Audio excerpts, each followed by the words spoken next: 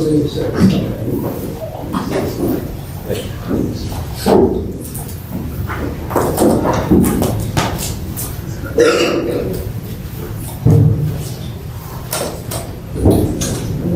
The next case we have on the docket is Brevard Construction Company versus Edward Mallory. Just for everyone's benefit, after this case, we're going to take a brief break and then resume the third case. Mr. Carlisle, for the appellant, would you like, there's also a cross appeal. There's a small cross appeal issue, Your Honor, wherever you'd like to handle it, obviously. Okay, do you believe that you can handle it within the 20 minutes? Sure. Okay, all right, that sounds great. And then you may proceed, Mr. Carlisle. Good morning. Thank you very much. May it please the court, my name is Chris Carlisle, and I'm here on behalf of Brevard Construction Company. Your Honors, I know you're familiar with the facts of this case, but given the setting, if you will indulge me, I'll give a brief background so our audience has some idea, hopefully, what we're talking about before we jump into all the factual and legal issues involved. This case involves a construction project. Essentially, my client was hired to renovate a condominium in Daytona Beach. There was a contract. The scope of the work was for about $60,000 and involved the renovation of a kitchen and a bathroom. Not Similar to the first case, this one's going to deal with contract interpretation. It's going to deal with contract interpretation and a lot of statutes and potentially a lot of facts also. The contract is entered into, time goes on. There were many discussions. The trial court described in the final judgment that there were hundreds of communications over the course of a couple months between the principals of my company and the owner of the condominium. The scope of the work expanded. It was well beyond what was originally in the contract. They exchanged all these emails, texts. The problem with this case, potentially, or one problem with it is, given the way this proceeded, they didn't execute what are called change orders, which are essentially a document that modifies the contract. Which is what the contract said you needed to do in order to modify it. The contract did say that. So time goes on, additional work is done. In addition to the roughly $60,000 for the original contract, my client presents a bill for work and they talk about it, knock it down to about another $60,000. At the end of the day, I believe it was $82,000 roughly was paid. My client believed they were entitled to an additional $37,000 roughly. They filed a construction lien to try to collect that money. Mr. Mallory sues, and a variety of counts go back and forth between the parties. This case was not tried before a jury. It was tried before a trial judge over 2 days. Obviously, there was a lot of testimony involved concerning the communications between the parties, what actually happened here, etc. A few months later, the court entered a final judgment, which, as I'm sure this court is maybe recognizes, contains some interesting findings that are some very beneficial to my client and some not so beneficial to my client. We would assess or assert that there are some contradictions within that final judgment. But for the purposes of being here today, the court found, and there was no dispute, that Mr. Mallory knew that he was asking for additional work beyond that in the contract. The court found that. The court found that he agreed to those things. The court found that he asked for those things. Time went on, and ultimately the court, the court found on some counts that we were entitled to additional compensation for this additional work that went on there. The court also found it wasn't under a contract theory, correct? Not an express contract. Wasn't that under like an unjust enrichment? The 2 counts that the court said that we were entitled to that were for, I believe, unjust enrichment in a contract implied in fact. Yeah. And I'll talk about that very briefly here at the moment. The point being, the court did find that these conversations occurred. It found he knew that he was asking for extra work. It found that the rates that we charged for that work was reasonable, as all the experts testified to. But at the end of the day, the court said, you get nothing. You get zero for that extra work. And importantly, found that your client breached the contract. Correct. In several different ways.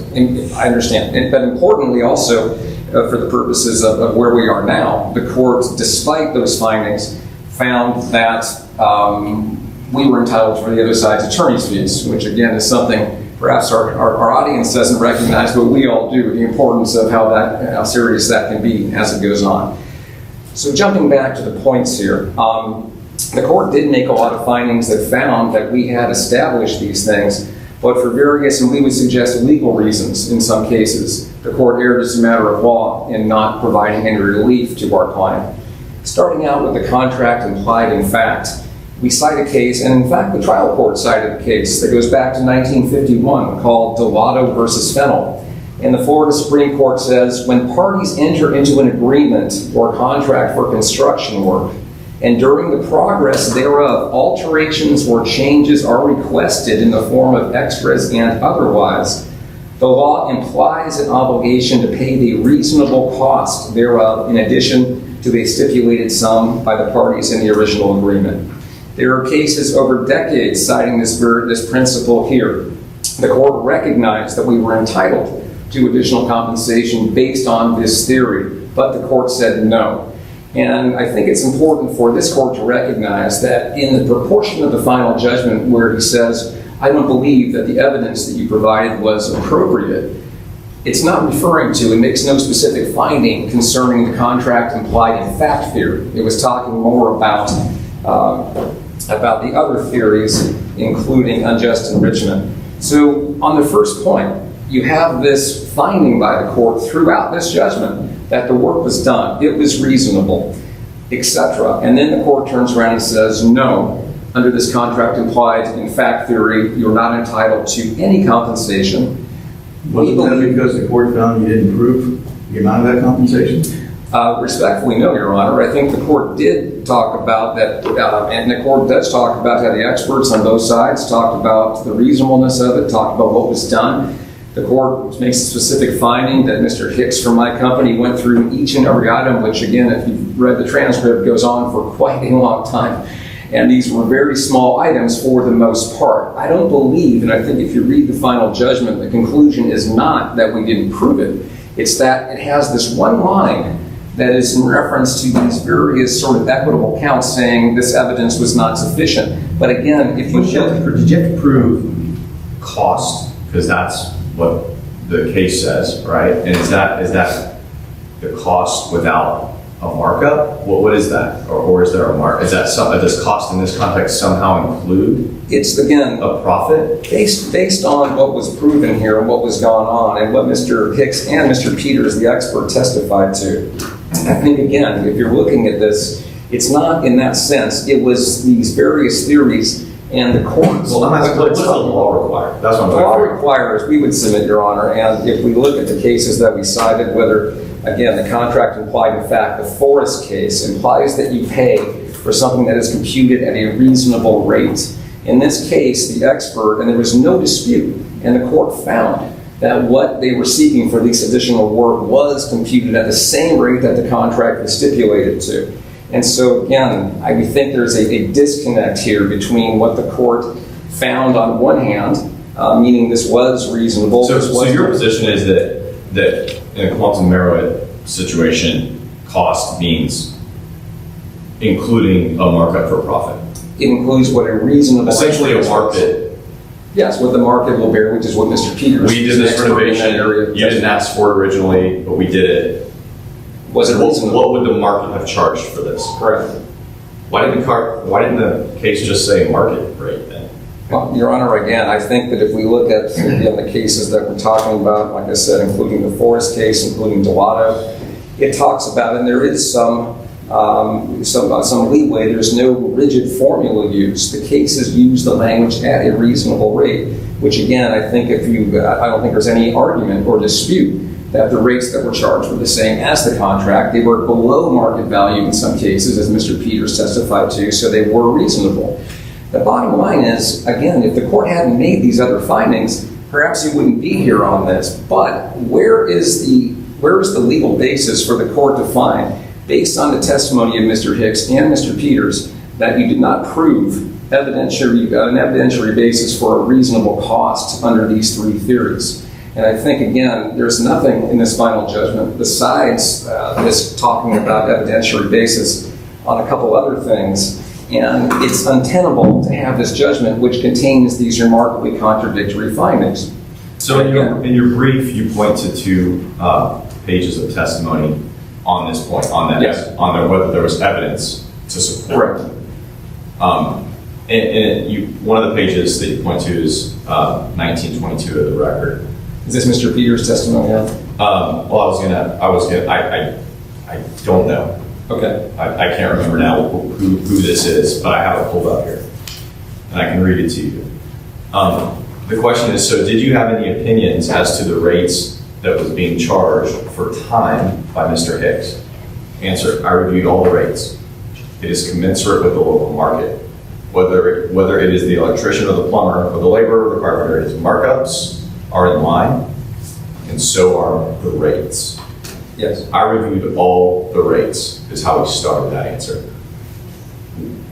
Is that specific to the additional items? Is that relating to the original items? Is that expressly relating to all the items? Because before that, several pages before that, if you go back, it's not entirely clear to me what he's talking about. Your Honor, I think, again, maybe I can answer that, and I think it's, again, addressed in the final judgment where the court, I believe, found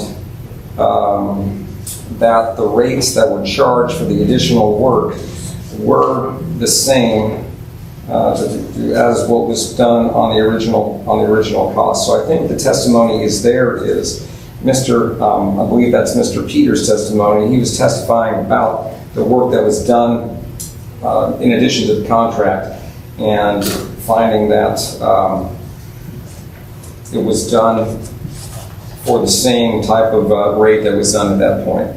So again, Your Honor, It seems to be referring, if we go back several pages, Okay. he seems to be talking about his report.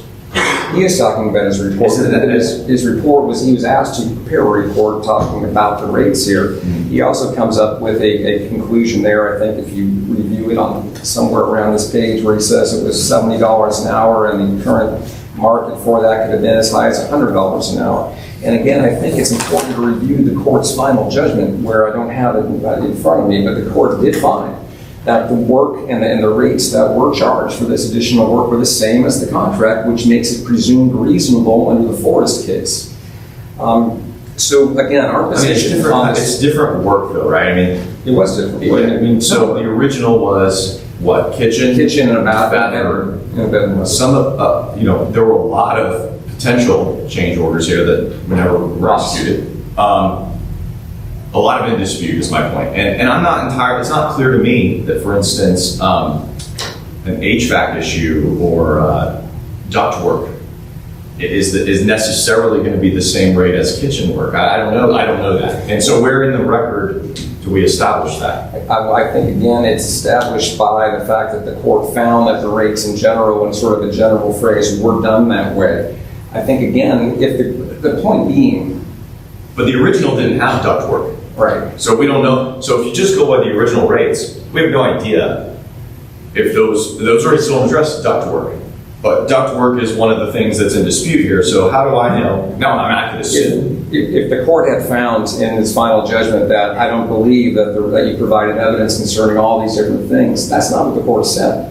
And the court said, again, I find it was reasonable and was the same as what was charged for the original contract. Your Honor, I know there's a lot to get here, but I want to focus on one real big issue, which I think perhaps is the most clear and the most obvious error that the trial court made here, and that is concerning the fraudulent lien count, which again is completely unsupportable under the law. Florida Statute 713-312A talks about someone making a claim, such as in this case, a lien claim, that is willfully exaggerated. That is the standard that has to be met in order for the court to find a fraudulent lien was in fact filed. The statute talks about and goes on to say a good faith dispute as to an amount due is not a willful exaggeration. We cited extensive case law in our brief, including this court's Castiello case, the Gator Boring case, the Scott versus Rolling Hills case, which all talks about if there is a good faith belief that you were entitled to this money, you can't get to the point where we're imposing a fraudulent lien. I think if you look at the briefing in this case, there's not really much of an argument from the other side that disputes those cases and what they say or what the statute requires. Is there an argument that the lien included amounts for profit and overhead? That was really not anything that the court found, and it's not what really the court based it on. The error of the law, and again, this court wanted to remand and say, go ahead and let's talk about that. But what the court did say is, I find that it's fraudulent because you were asking for things that were not included in the contract. That is a flat misstatement of the law. If you were giving a good faith dispute, whether it's an implied contract theory, whether it's all these things we're talking about in quantum merit, the court recognized and found that both sides' experts presented testimony about their positions and the reasonableness. There is nothing in this final judgment that says, I believe it was willfully exaggerated. I think it was done in bad faith. I think it was done for an improper purpose. The court misapplied the law to this by suggesting that the mere fact that you were seeking compensation for items beyond the contract makes it a fraudulent lien. There's nothing in the law to support that. Your Honor, I have 5 minutes left. If the court is all right with that, I will take the remainder of my time. Thank you. Absolutely.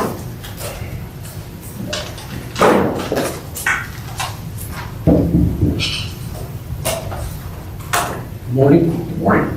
Mike Riemenschneider from Melbourne, Florida. I'm with my own firm, Riemenschneider Law. I'm based in Melbourne, Florida. This is a case that I tried, and I wanted to make a couple of clarifications. It wasn't in Daytona Beach, it was in Cocoa Beach where the case was handled. And it was heard before the Brevard County Judge, Jim Polk. It also, Mr. Peters is actually Mr. Petters, and he is a contractor, a general contractor who testified on behalf of the contractor in this case. And I believe some misstatements have been made about the reasonableness of his testimony. His testimony was really, he was saying basically that what they charged on the first contract is what they charged on the additional items, that the rate was the same. He did not testify.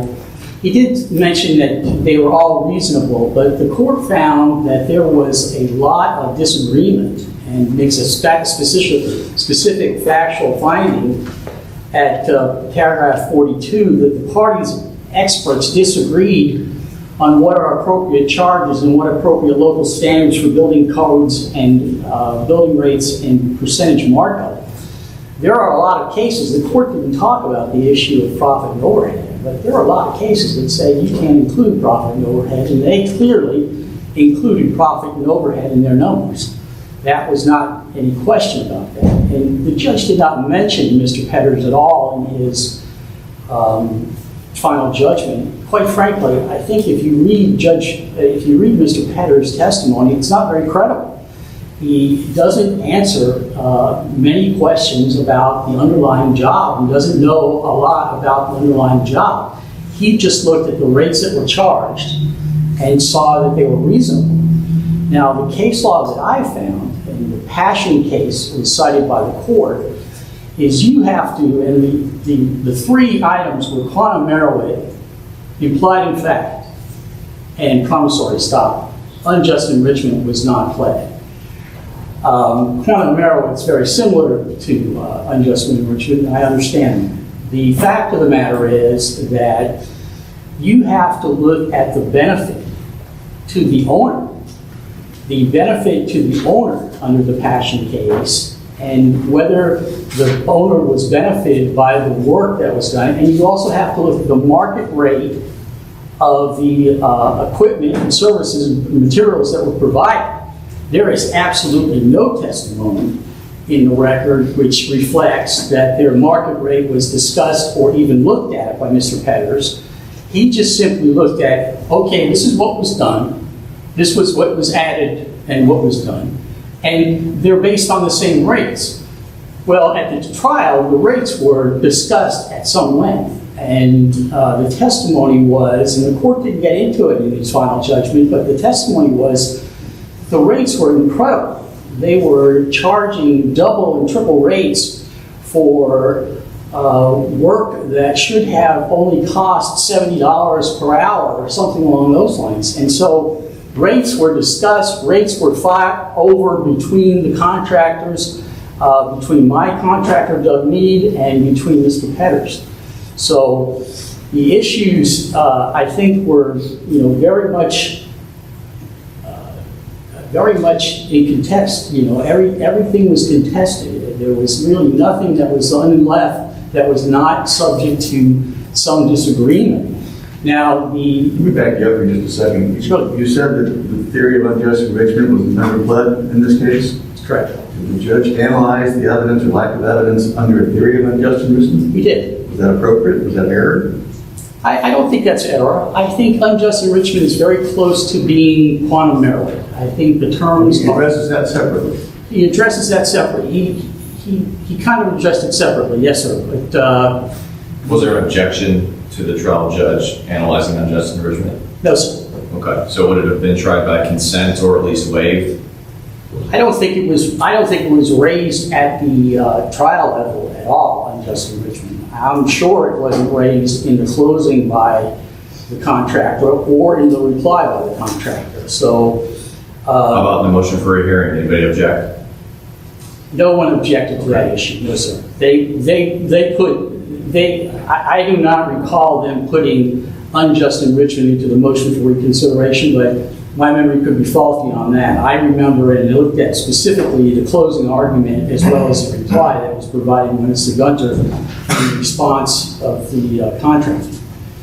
And so unjust enrichment was played out, but I still think unjust enrichment looks at the benefit to the owner, not just the benefit, not just how much the contractor was seeking. And ultimately, the court found the contractor was just seeking in his claim what he was actually seeking ultimately at the final end of the day in his claim. He didn't look at the benefit. Your point is that, look, contractor comes in, says, hey, I'll do all this work for $100,000, theoretical situation here, $100,000, does the work, it's great, everything works out, and the value of the condo only goes up by 50.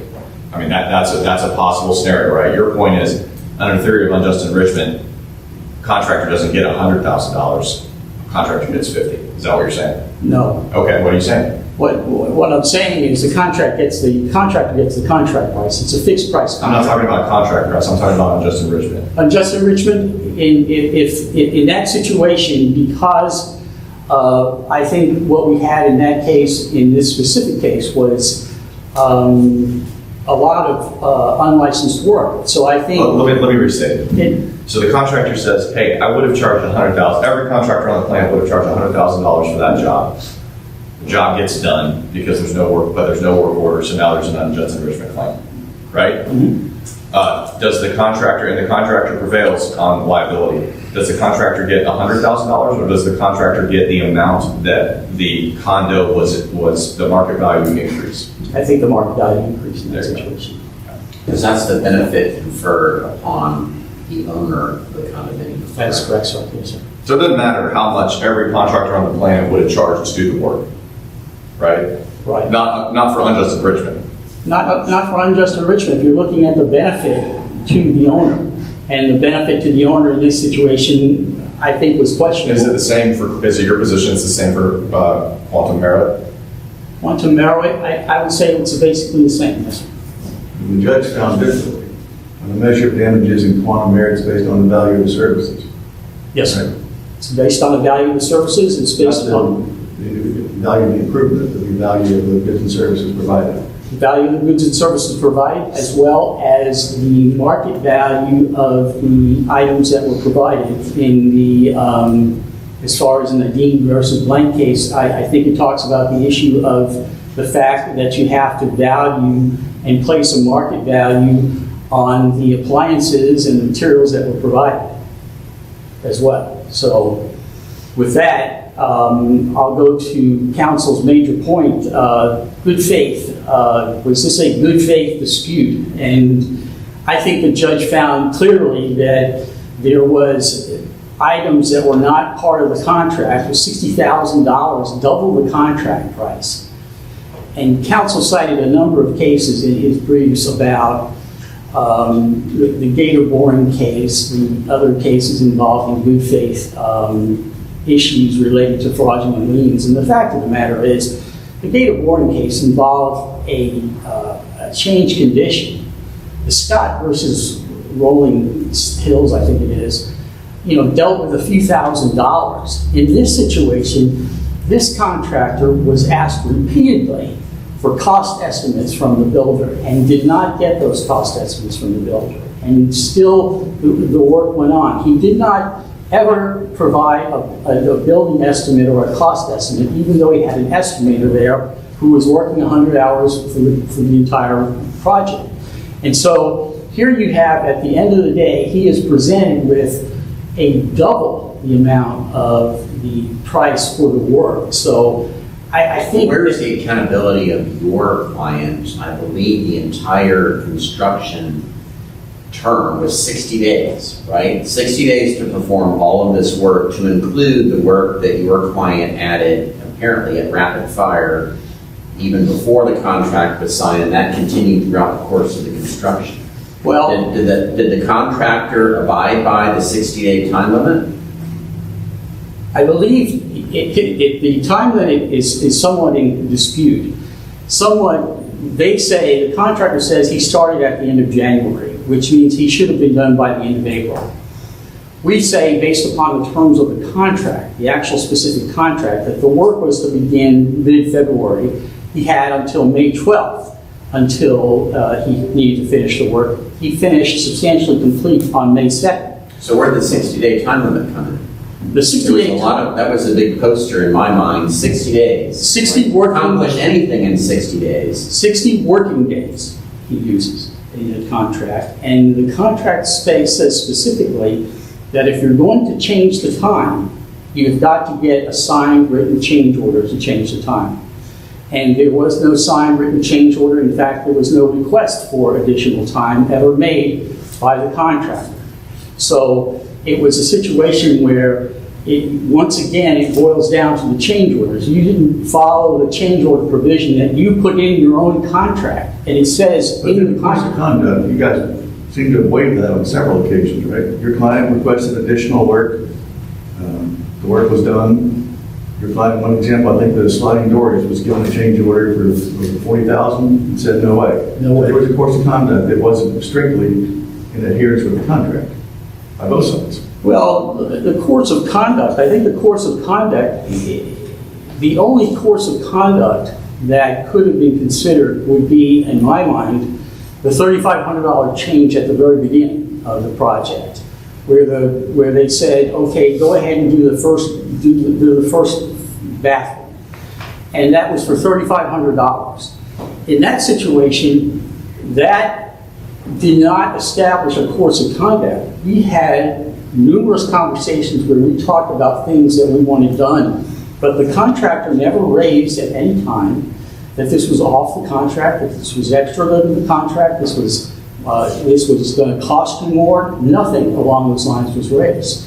So, very simply, I think that course of conduct was not established. That's a factual issue. That the judge decided that issue in favor of my client, that the course of conduct did not establish a change in the contract. So, I don't know if you want me to address the cross appeal or not. It's up to you, counsel. You've got 7.5 minutes. Okay. I have a claim where the court denied punitive damages. I had made a claim for punitive damages. And it never was challenged by the other side throughout the entire case.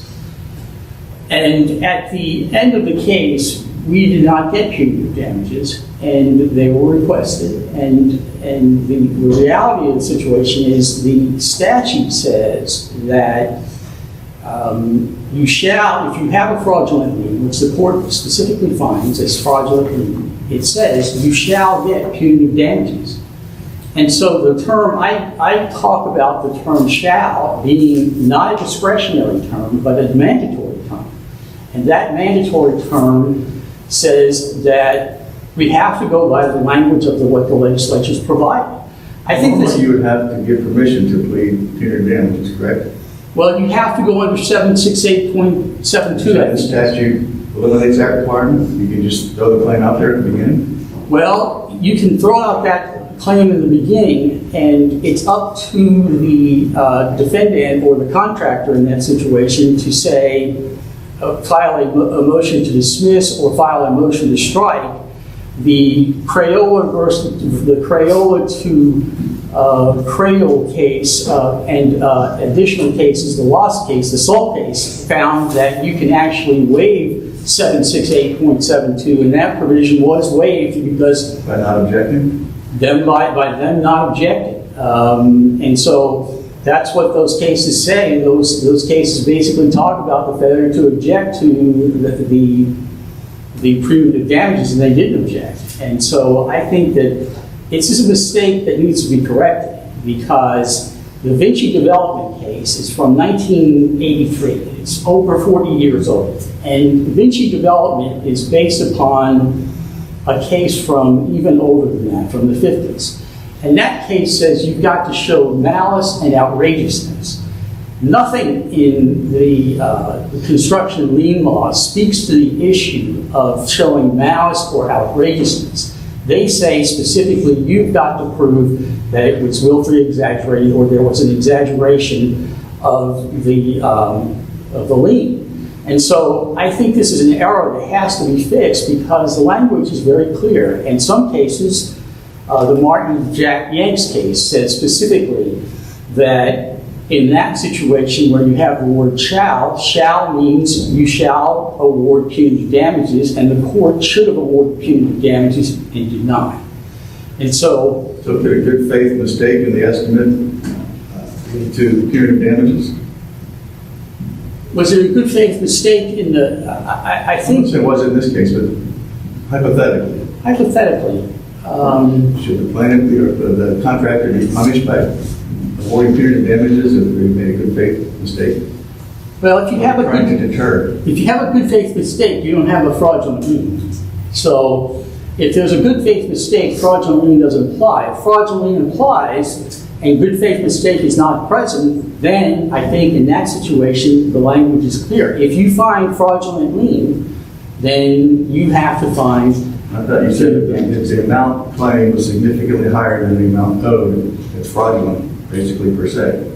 Well, I said if it was found to be fraudulent, and the fraudulent is defined under 713 or 713.31, and it is defined as an exaggerated lien. And if it's an exaggerated lien, then in that situation, it says fraudulent lien equals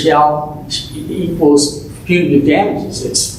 It's clear as a bell, and the language is clear. I don't know what the exception could be other than if you don't find a fraudulent lien, then you get punitive damages. It's that simple. So. I mean, look, so the opposing side lost on some substantial points below, right? I don't know that necessarily means that they committed fraud, right? I mean, just because they lost, just because the trial court concluded, hey, you should have gotten your change orders and you didn't, and gee, you didn't prove up your damages in Quantum America, right? I don't know that equals fraud. So convince me. Well, fraud is not the definition. Okay, well, Fraudulent lien is fair the enough. definition. Convince me that's a fraudulent lien. I convince you that it's a fraudulent lien because it's double the amount of the actual contract price. Well, there's a lot flying around in this case, right? A lot of it, your client participated too. Your client asked for a bunch of extra stuff and admittedly never signed anything. Was one of the reasons why you won below. He complied. Right. He complied with the contract. That's a court So, but I guess how is that a willful exaggeration? The other side went in and did the work, right? Sure. Obviously, your client agreed they were entitled to some additional compensation. Your client paid it, correct? Yes. Okay. So I guess with the volume of changes that occurred, Right. I just don't know how that, I'm just not seeing how that gets you to the fraudulent part of the lien. Well, I think that the willful exaggeration under the Choi case that the court cites specifically In a Delta Painting versus Baumann case, they talk about the issue of not getting change orders and putting all this work on top of the project, which is a fixed price contract. It's not a cost plus contract, it's fixed price.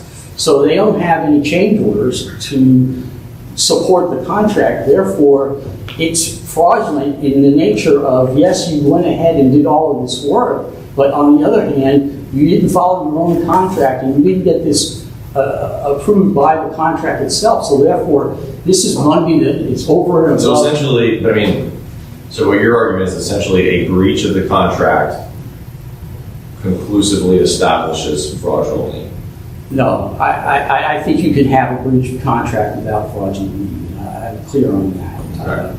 But I think the judge made a determination that it was a fraudulent lien, and therefore, in that situation, unless we take that away from the court, then punitive damages would be appropriate. You're saying given the finding. Given the finding, yes, sir. So does that equal malicious behavior?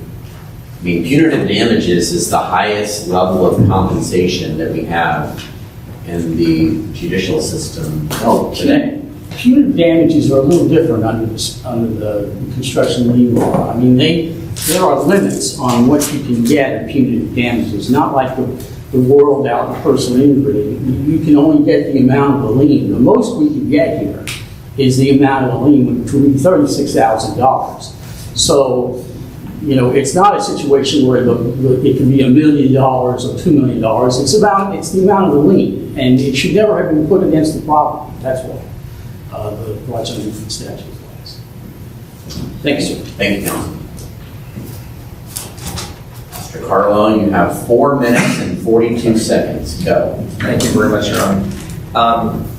Since we were just talking about it, again, the fraudulent lien issue, the court made no findings of bad faith. The entire statute talks about a good faith dispute. Everything in this judgment talks about how the experts disagreed about these things, how there was evidence presented. There is nothing in this order or in this record to suggest bad faith was present here.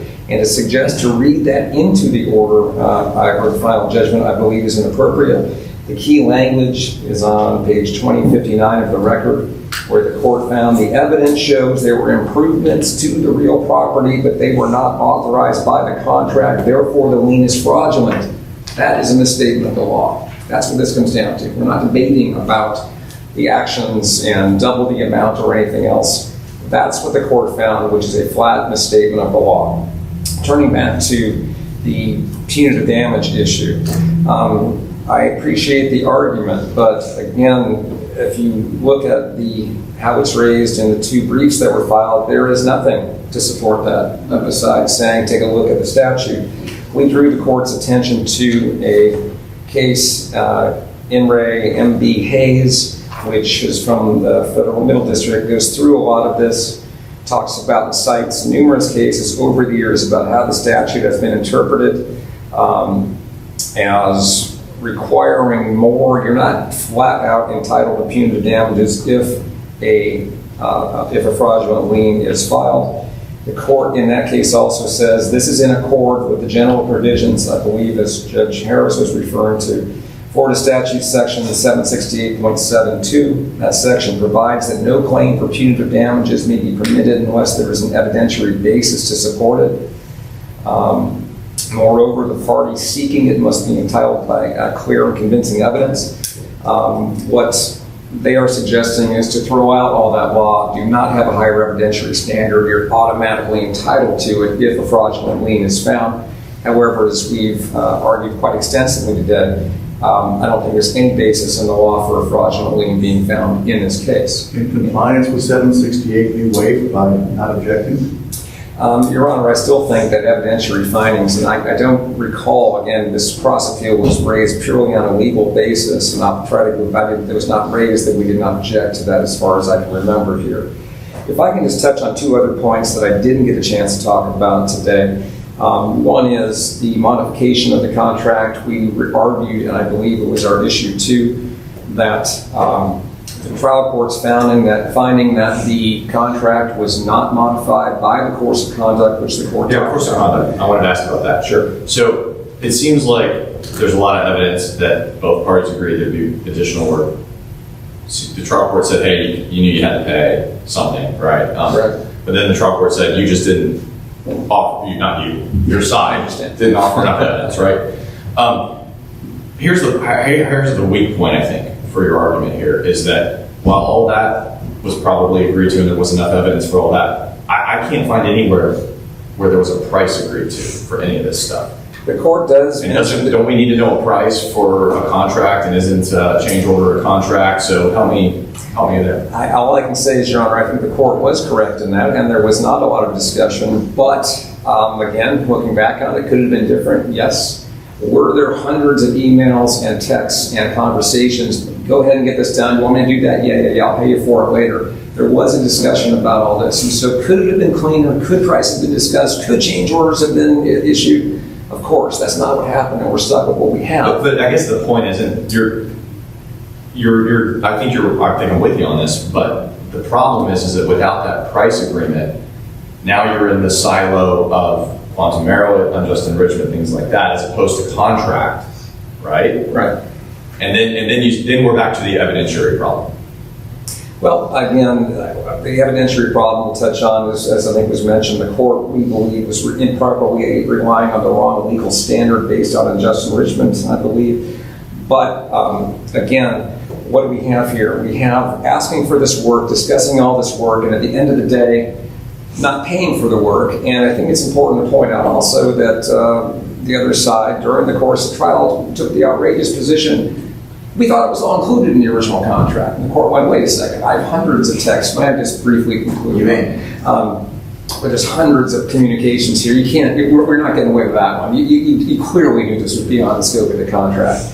And now, despite that, despite the fact the rates were reasonable and the work was done, they were essentially saying, hey, no change orders, we get all this work for free.